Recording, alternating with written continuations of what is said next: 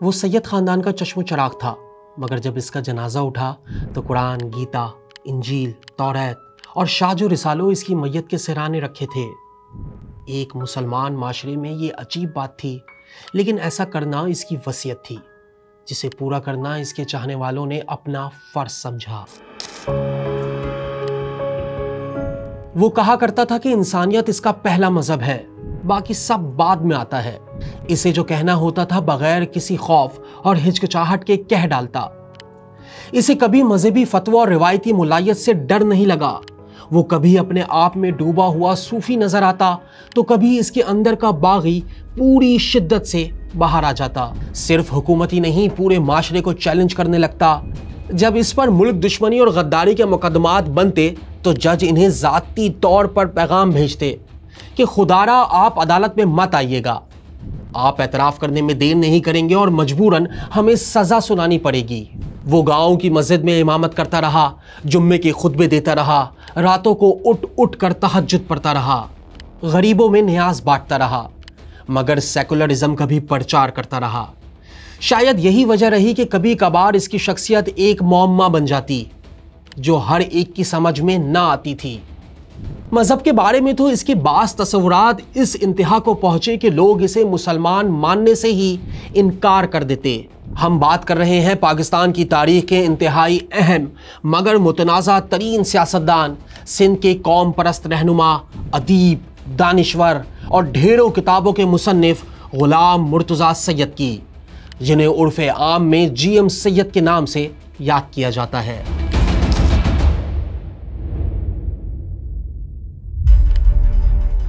सैयद ने सबसे पहले सिंध असेंबली में क़याम पाकिस्तान की करारदाद पेश की, मगर एक वक्त ऐसा भी आया कि इस शख्स ने पाकिस्तान की हिमायत को अपना अजीम गुनाह करार दिया।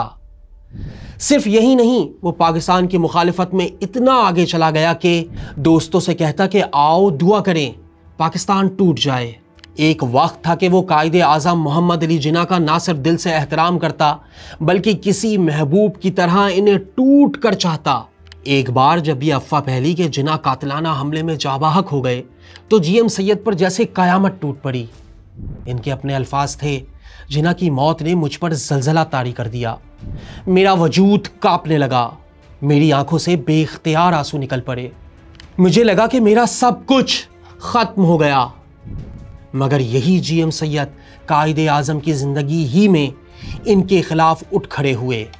अब्बानी पाकिस्तान के मुकाबले में अपनी अलग सियासी जमात बना ली। आखिर ये नौबत क्यों आई, इस पर बात करेंगे, लेकिन पाकिस्तान को कबूल ना करने वाले इस शख्स में कोई बात तो थी कि कट्टर मुखालिफिन भी इसकी इज्जत करते थे, तल्ख से तल्ख बात को हंसकर पी जाया करते थे। इससे पहले कि हम इस तारीख साज शख्सियत की दिलचस्प जिंदगी से आपको आगाह करें, आगे बढ़ने से पहले हमारा चैनल सब्सक्राइब कर लें ताकि हर तरह की मालूमात आप तक पहुंचने में कोई दिक्कत ना हो। तो सबसे पहले आपको GM सैयद की इब्तिदाई जिंदगी की तरफ ले चलते हैं। GM सैयद सिंध के मौजूदा जिला दादू के छोटे से गांव सन में 17 जनवरी 1904 को पैदा हुए। महज 16 माह के थे कि बाप का साया सर से उठ गया। वालिद सैयद मोहम्मद शाह काज़मी खानदानी दुश्मनी पर कत्ल कर दिए गए। कहा जाता है कि जिस बच्चे को बाप की उंगली पकड़ना नसीब नहीं होता वो चलना तो सीख जाता है, लेकिन इसे जमाने के साथ दौड़ना नहीं आता। मगर यहां ऐसा कुछ नहीं था। शीर ख्वारगी में यतीम होने वाले GM सैयद जिंदगी में ना सिर्फ दौड़े बल्कि उम्र भर दूसरों को भी दौड़ाते रहे। GM सैयद जरा बड़े होते हैं तो घर ही में तालीम और तरबियत का बंदोबस्त कर दिया जाता है। कहते हैं कि पूत के पांव पालने में ही नजर आ जाते हैं। GM सैयद गैर मामूली ज़हीन थे। इनका दिमाग हमेशा अपनी उम्र से आगे का सोचता था, बल्कि शायद अपने असातिज़ा से भी कुछ आगे। मुल्की और आलमी हालात में इनकी दिलचस्पी हैरान कुन थी। दुनिया में होने वाली तब्दीलियों पर इनकी गहरी नज़र होती। तालीम से लगाव का आलम यह था कि 16 साल की उम्र में अपने गांव में एक बोर्डिंग स्कूल बनवाया और खुद उसके सदर बन गए।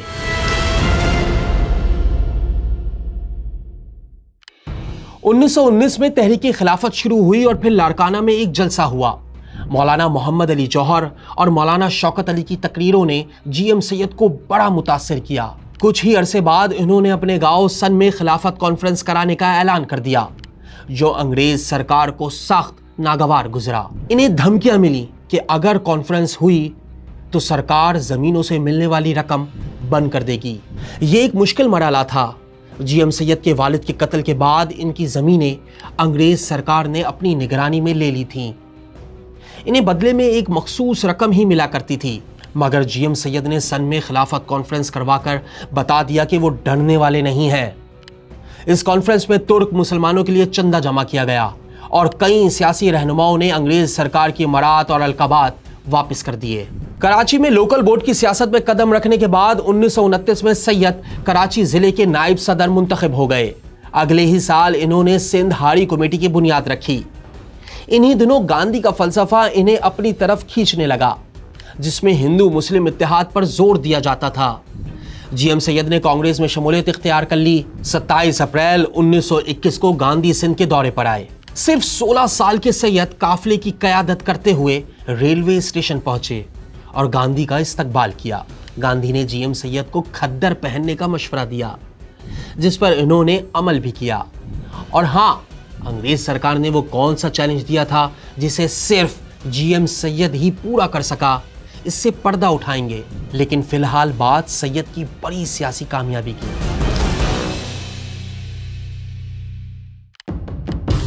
जीएम सैयद को एहसास होने लगा था कि सिंध के साथ बराबरी का सलूक नहीं किया जा रहा।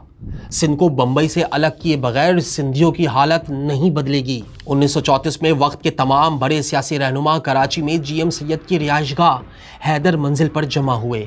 यहाँ इन्होंने सिंध की पहली सियासी जमात सिंध पीपल्स पार्टी बनाई। बिलावल भुट्टो के परनाना और जुल्फकार अली भुट्टो के वालिद सरशाह नवाज भुट्टो पार्टी के सदर और जीएम सैयद नायब सदर मुंतखब हुए।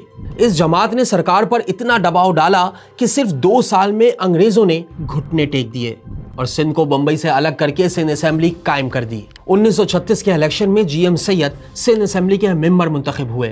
कौम परस्त रहनुमा डॉक्टर हमीद सब्जोई के मुताबिक ये वो दौर है जब जीएम सैयद कांग्रेस को हाथी दांत कहा करते थे, जो मुसलमानों को बराबर के हुकूक देने की बात तो करती है, मगर सिर्फ दिखाने के लिए। कांग्रेस का जोर वफाक को इख्तियारात देने पर था, जबकि ऑल इंडिया मुस्लिम लीग सूबों को खुद मुख्तार बनाना चाहती थी। जब ब्रिटिश गवर्नमेंट थी, जब आज़ादी की जदोजहद चल रही थी, तो साईं जीएम सैयद ने उस ज़माने में महसूस किया कि जो कांग्रेस है वो जो है वो सेंट्रल गवर्नमेंट के हक में है, यानी मरकजियत के हक में है, और जो मुस्लिम लीग है वो सूबाई खुद मुख्तियारी के हक में है। तो साईं जीएम सैयद का था कि सबसे बड़ी अगर चैंपियन है, सबसे बड़ी अगर सूबाई खुद मुख्तियारी की चैंपियन है, वो मुस्लिम लीग है। यूं जीएम सैयद ने कांग्रेस से राहें जुदा कर ली और 1938 में कायदे आजम की दरखास्त पर मुस्लिम लीग में शामिल हो गए। वहां से मुस्लिम लीग सिंध के सदर बने और सूबे में मुस्लिम लीग के दफातर 10 से बढ़ाकर 100 तक ले गए। यही नहीं, 24 दिसंबर 1943 को कराची में जीएम सैयद ने तारीख साज जलसा करके पूरी पार्टी का दिल जीत लिया। पूरे हिंदुस्तान से मुस्लिम लीगी रहनुमा और कारकुन जमा हुए।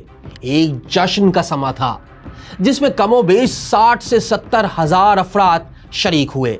कायदे आजम ने कोई 1.5 घंटा खिताब किया, जिसने मुसलमानों में आजाद मुल्क बनाने का जुनून और भी बढ़ा दिया।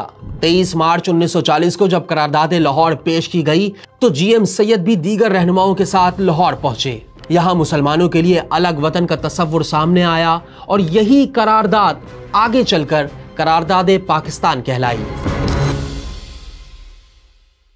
और अब बात अंग्रेजों के चैलेंज की। साल है 1943। अंग्रेजों ने कायदे आजम को चैलेंज किया कि अगर वो आजाद वतन की बात करते हैं तो पहले किसी मुस्लिम अक्सरियती सूबाई असेंबली से कयाम पाकिस्तान की करारदाद मंजूर करके दिखाएं। कायदे आजम ने यह बात जीएम सैयद को बताई, जो इस वक्त सिंध मुस्लिम लीग के सदर थे। जीएम सैयद ने यह चैलेंज न सिर्फ कबूल किया बल्कि इसे पूरा भी कर दिखाया। सिंध असेंबली से कयाम पाकिस्तान की करारदाद मंजूर करा ली गई। इस वक्त हिंदुस्तान की दीगर असेंबलियों में भी कई मुस्लिम रहनुमा मौजूद थे, लेकिन अगर कोई शख्स करारदाद मंजूर कराने में कामयाब हो पाया तो वो थे GM सैयद। इस कामयाबी ने आगे चलकर पाकिस्तान के कयाम की राह हमवार की। लेकिन आखिर ऐसा क्या हुआ कि पाकिस्तान बनने से सिर्फ 1 साल पहले ना सिर्फ GM सैयद ने मुस्लिम लीग छोड़ दी बल्कि कयाम पाकिस्तान ही के खिलाफ हो गए। और वो कायदे आज़म जिन्हें वो एक महबूब की तरह चाहते थे, इनसे ना सिर्फ मुंह मोड़ लिया बल्कि इनकी मुखालिफत पर अलहदा सियासी जमात भी बना ली। हुआ कुछ यूं कि 24 फरवरी 1945 को लीगी रहनुमा सर गुलाम हुसैन हिदायतुल्लाह की वजारत आला के खिलाफ शेख अब्दुल हमीद सिंधी ने अदम एतमाद की तहरीक पेश की, जिसे मंजूर करा लिया गया। इस वक्त GM सैयद मुस्लिम लीग सिंध के सदर थे। ये बात कायदे आज़म मोहम्मद अली जिन्ना को सख्त नागवार गुजरी। ये वो फैसला था जो GM सैयद और कायदे आज़म के दरमियान दूरियां पैदा करने की पहली और सबसे बड़ी वजह बना। कायदे आज़म मोहम्मद अली जिन्ना ने तार भेजकर GM सैयद से सख्त नाराजगी का इजहार किया। कायदे आज़म के सैयद को लिखे गए अल्फाज तारीख का हिस्सा हैं। निहायत अफसोस से कहना पड़ता है कि आपने खुद कबूल किया कि गुलाम हुसैन को हटाने के लिए गैर कानूनी तरीका इख्तियार किया गया। आप मंसूबा साजों में शामिल होकर दुश्मन के हाथों में खिलौना बने। आपने अपने रहनुमा और पार्टी के साथ गद्दारी की है। इस इकदाम से आपने हमारे मकासद और मुस्लिम लीग की साख को नुकसान पहुंचाया। जो कुछ बंबई में हमारे दरमियान मुलाकात में तय पाया था, ये इसकी खिलाफ वर्जी है। अब आपको किसी किस्म की हिदायत या मशवरा देना बिल्कुल बेमायनी है। कायदे आज़म ने इन्हें पार्टी से तो नहीं निकाला, लेकिन GM सैयद जैसे हसास इंसान के लिए मुस्लिम लीग से रास्ते अलग करने को ये अल्फाज काफ़ी थे। GM सैयद ने मुस्लिम लीग छोड़ दी, लेकिन इसकी मकबूलियत कम ना हुई बल्कि बढ़ती ही चली गई। 1946 में सूबाई असेंबली के इंतखाबात हुए तो सिंध की तमाम 35 सीटें मुस्लिम लीग जीत गई। यहां तक कि GM सैयद अपनी निशिस्त भी ना बचा सके। अस्सलामु अलैकुम। पाकिस्तान ब्रॉडकास्टिंग सर्विस, हम लाहौर से बोल रहे हैं। 13 और 14 अगस्त सन 47 ईस्वी की दरमियानी रात 12 बजे है। तुलुए सुबह आज़ादी। पाकिस्तान बनने के बाद GM सैयद के सियासी नजरियात में कोई तब्दीली नहीं आई। GM सैयद के करीबी साथी खादिम सोमरो उस पेशन गोई को भी दुरुस्त मानते हैं जो सैयद साहब ने पाकिस्तान बनने के बारे में कर दी थी, और यही बात इनके मुस्लिम लीग से अलग होने की वजह बनी। खादिम सोमरो का कहना है कि GM सैयद सिंध के वसाइल पर सिंधियों का इख्तियारात चाहते थे। इनका कहना था कि कायदे आज़म ऐसे लोगों को पार्टी टिकट दे रहे हैं जो सिंध की इलीट क्लास है। यही ताकतवर वडेरे, जागीरदार, मीर और पीर ही सिंध पर हुकूमत करेंगे और आम सिंधी पिसता रहेगा। असल मसला ये था कि सैयद अपने वतन सिंध को सियासी उसकी बागडोर यहाँ के सिंधियों को ही देना चाहता था, अपने वतन के लोगों को देना चाहता था। बाबा सिंध असेंबली अपना तकदीर का फैसला करेगी, सेंट्रल कमेटी या कोई बाहर से लोग नहीं करेंगे। ये जिन्ना साहब से इख्तिलाफ हुआ। वक्त ने साबित किया कि इनका मौक़िफ़ ऐसा गलत भी ना था। आज भी सिंध जागीरदारों, वडेरों और चंद सियासी खानदानों के नरगे से बाहर नहीं आ सका। आम सिंधी की हालत आज भी वही है जो पाकिस्तान बनने से पहले थी। दिलचस्प बात यह थी कि GM सैयद खुद पीर और जागीरदार थे। वो सिंध के अजीम सूफी मखदूम बिलावल के मुरीद और एक बुजुर्ग हैदर शाह सनाई के सजादा नशीन भी थे। मारूफ कालम निगार जाहिदा हिना जिन्ना साहब और GM सैयद के इख्तलाफात के बारे में लिखती हैं कि वो सिंध जिसे GM सैयद अमन का गहवारा देखना चाहते थे, वो फिरका वारियत के खंजर से ज़िबा हो गया। उन्हें दुख था कि जिस सियासी जमात से उनकी तवील वाबस्तगी रही थी, उसने इनके मशवरों पर कान भी नहीं धरे। इख्तलाफात की वजह जो भी रही हो, दोनों के दरमियान पैदा होने वाली दूरियां कभी न मिट सकीं, या शायद पहले मसरूफियत और फिर जिंदगी ने कायदे आज़म को इतनी मोहलत ही ना दी कि वो अपने पुराने दोस्त को मनाने का सोचते। पाकिस्तान बनने के बाद GM सैयद ने आहिस्ता आहिस्ता अपनी सियासी जद्दोजहद सिंध तक महदूद कर दी। 1946 में मुस्लिम लीग से अलग होकर GM सैयद ने अपनी एक नई पार्टी प्रोग्रेसिव मुस्लिम लीग बना ली और फिर सिंध अवामी मुहाज के नाम से एक जमात बनाई। सिंध अवामी मुहाज ने 1953 के इलेक्शन में भरपूर हिस्सा लिया और सिंध से वाज़ेह निशिस्तें हासिल की। जीएम सैयद सिंध असेंबली में पार्लिमानी लीडर बन गए। इसी दौरान मुल्क में 1 यूनिट नाफिज कर दिया गया। सारे इख्तियारात मरकज के पास चले गए। सिंध असेंबली में 1 यूनिट के खिलाफ सिर्फ 3 अराकीन ने वोट दिया, जिसमें एक जीएम सैयद का भी था। 1970 में इंतखाबी शिकस्त के बाद इन्होंने इलेक्शन लड़ना छोड़ दिया। यहां इनकी अपनी औलाद ने इनसे सियासी राहें जुदा कर ली और पार्लिमानी सियासत को तरजीह दी। जीएम सैयद के बाद सियासी ख्यालात ऐसे थे कि इन्हें आज़ादाना सियासत का मौका देना रियासत अपने मफाद में नहीं समझती थी। वो पाकिस्तान तोड़ने और आज़ाद सिंध की बात करते थे। वो पाकिस्तान की जद्दोजहद को अपना सबसे बड़ा सियासी गुनाह करार देते थे। मुल्क में जमहूरी दौर हो या डिक्टेटर्स की हुक्मरानी, इन्हें आज़ादी की जिंदगी कम ही नसीब हुई। भुट्टो तो भुट्टो, इनकी बेटी बेनज़ीर भी इनकी नज़रबंदी ख़त्म करने को तैयार ना हुई। 1995 में यह एजाज़ भी बेनज़ीर भुट्टो की हुकूमत को मिला कि बार बार अपीलों के बावजूद जिना अस्पताल कराची में बिस्तरे मर्ग पर पड़े उमर रसीदा भूरे को रिहाई न मिली।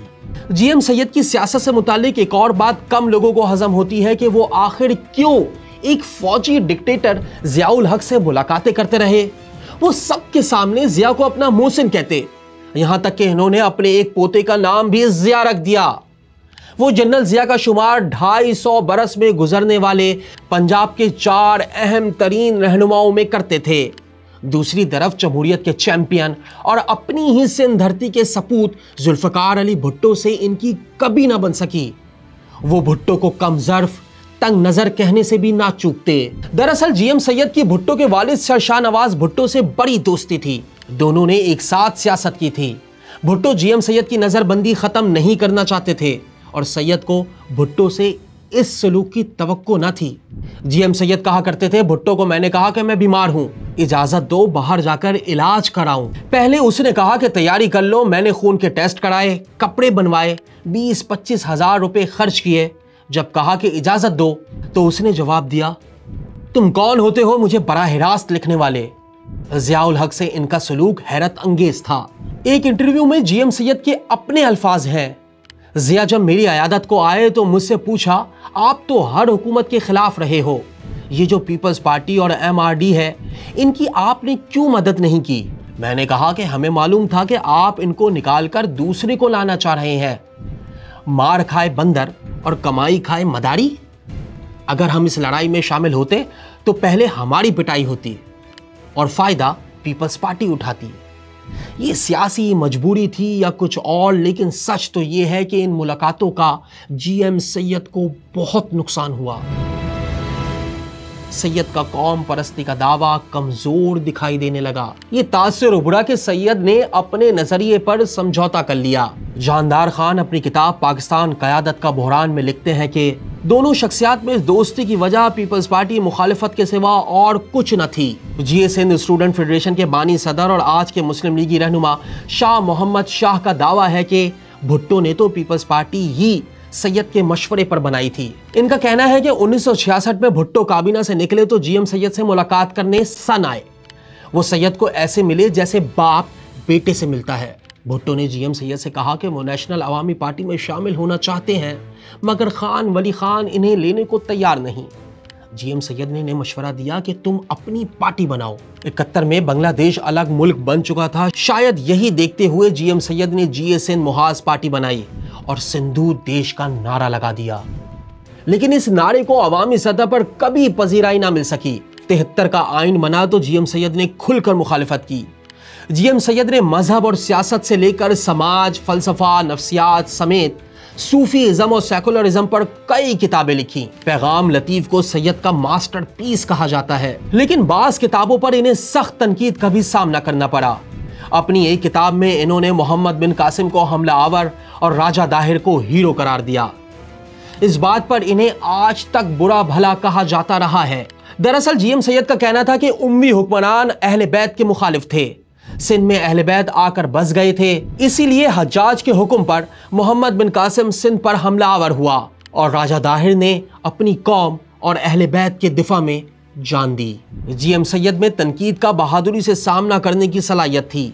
ज़हीर अहमद नामी एक शख्स ने सैयद के खिलाफ एक किताब लिखी तो इन्होंने उसे पैगाम पहुंचाया कि मेरे खिलाफ लिखी किताब न जाने कितनी सेल हो, मैं ही तुम्हारी आधी किताबें खरीद लेता हूँ। जीएम सैयद बुनियादी तौर पर सेकुलरिज्म के हामी थे।